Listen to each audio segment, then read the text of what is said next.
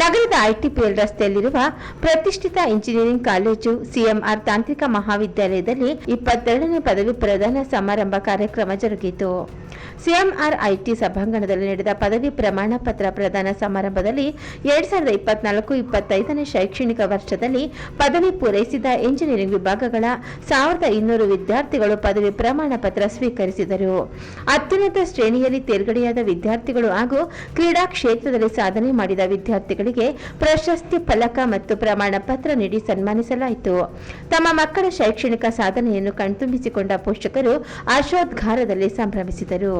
ಕಾರ್ಯಕ್ರಮದಲ್ಲಿ ಮುಖ್ಯ ಅತಿಥಿಗಳಾಗಿ ಪಾಲ್ಗೊಂಡಿದ್ದ ಆಕ್ಸೆಲ್ ಇಂಡಿಯಾ ಸಂಸ್ಥಾಪಕ ಮತ್ತು ಅನ್ಬಾಕ್ಸಿಂಗ್ ಬಿಎಲ್ಆರ್ ಫೌಂಡೇಶನ್ನ ಸಹ ಸಂಸ್ಥಾಪಕರಾದ ಪದ್ಮಶ್ರೀ ಪ್ರಶಾಂತ್ ಪ್ರಕಾಶ್ ಅವರು 2024-25ನೇ ಸಾಲಿನಲ್ಲಿ ಇಂಜಿನಿಯರಿಂಗ್ ವಿಭಾಗಗಳಲ್ಲಿ ಪದವಿ ಪೂರೈಸಿದ 1200 ವಿದ್ಯಾರ್ಥಿಗಳಿಗೆ ಪದವಿ ಪ್ರಮಾಣ ಪತ್ರ ನೀಡಿ ಅಭಿನಂದಿಸಿದರು. ನಂತರ ವಿದ್ಯಾರ್ಥಿಗಳನ್ನು ಕುರಿತು ಸ್ಫೂರ್ತಿಯ ಮಾತುಗಳನ್ನಾಡಿದ ಪದ್ಮಶ್ರೀ ಪ್ರಶಾಂತ್ ಪ್ರಕಾಶ್ ಅವರು 2025ರಲ್ಲಿ 25 ವರ್ಷಗಳನ್ನು ಪೂರೈಸುವ ಮೂಲಕ ರಜತ ಮಹೋತ್ಸವ ಆಚರಿಸಿಕೊಳ್ಳುತ್ತಿರುವ ಸಿಎಂಆರ್ ತಾಂತ್ರಿಕ ಮಹಾವಿದ್ಯಾಲಯದ ಶೈಕ್ಷಣಿಕ ಸಾಧನೆಯನ್ನು ಶ್ಲಾಘಿಸಿದರು.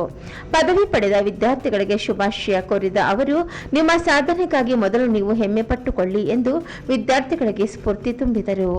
ಸಮಾರಂಭದ ಗೌರವ ಅತಿಥಿಗಳಾಗಿದ್ದ ಡಾಕ್ಟರ್ ಕೆಸಿ ರಾಮಮೂರ್ತಿ, ಐಪಿಎಸ್ ನಿವೃತ್ತಿ, ಮಾಜಿ ರಾಜ್ಯಸಭಾ ಸದಸ್ಯರು, ಸಿಎಂಆರ್ ಸಮೂಹ ಶಿಕ್ಷಣ ಸಂಸ್ಥೆಗಳು ಹಾಗೂ ಸಿಎಂಆರ್ ವಿಶ್ವವಿದ್ಯಾಲಯದ ಅಧ್ಯಕ್ಷರು ಇವರು ರಾಷ್ಟ್ರೀಯ ಮತ್ತು ಅಂತಾರಾಷ್ಟ್ರೀಯ ಹ್ಯಾಕಥಾನ್ಗಳಲ್ಲಿ ವಿಜೇತರಾದ ವಿದ್ಯಾರ್ಥಿಗಳು ಹಾಗೂ ಕ್ರೀಡಾ ಕ್ಷೇತ್ರದಲ್ಲಿ ಸಾಧನೆ ಮಾಡಿದ ವಿದ್ಯಾರ್ಥಿಗಳಿಗೆ ಪ್ರಶಸ್ತಿ ಪತ್ರ ನೀಡಿ ಸನ್ಮಾನಿಸಿದರು.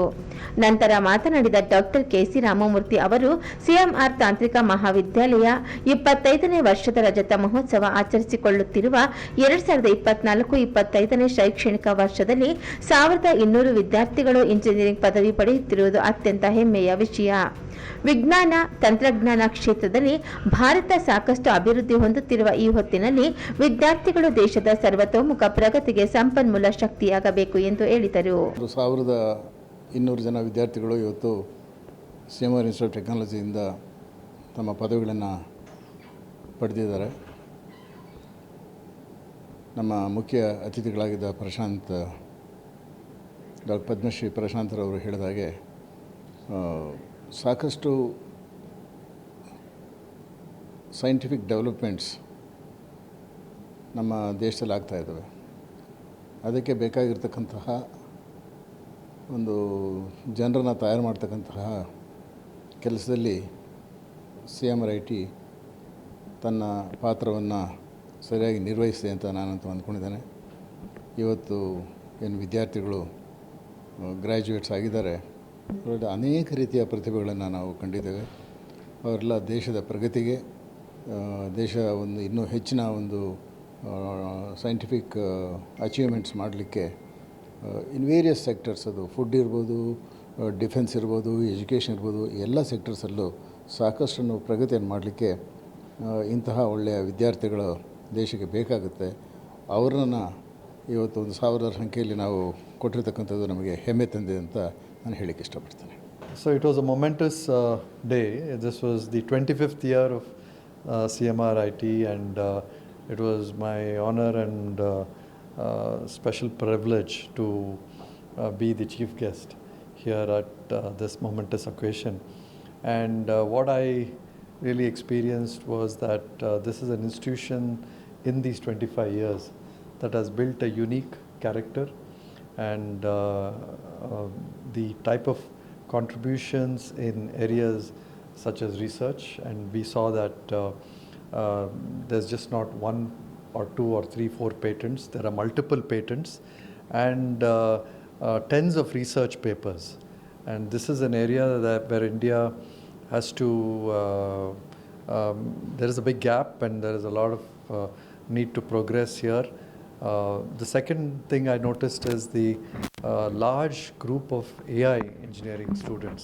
So I think Mr. Ramurthy has been and Jaideep and Trisha have been visionaries in, we are talking about AI today, but they've started an AI batch is already graduating.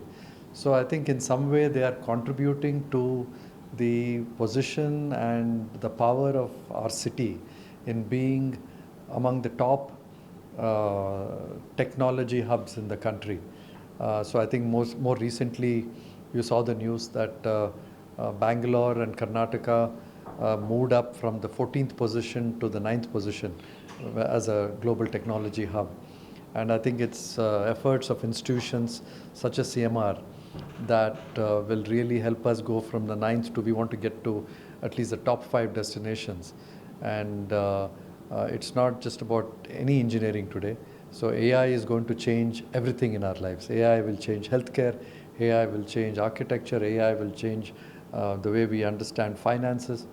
So I think we will have students from CMR play a critical role, and defense. A lot of us saw that AI is what helped India in the recent Operation Sindoor. And it's this engineering and science capabilities which is the future of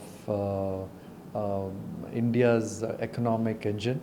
And as we go from a $3 or $4 trillion economy to a $7 trillion economy and to Viksit Bharat, it is the engineers that graduated today that I think will take us there. Thank you. Sir ಸರಿ sir.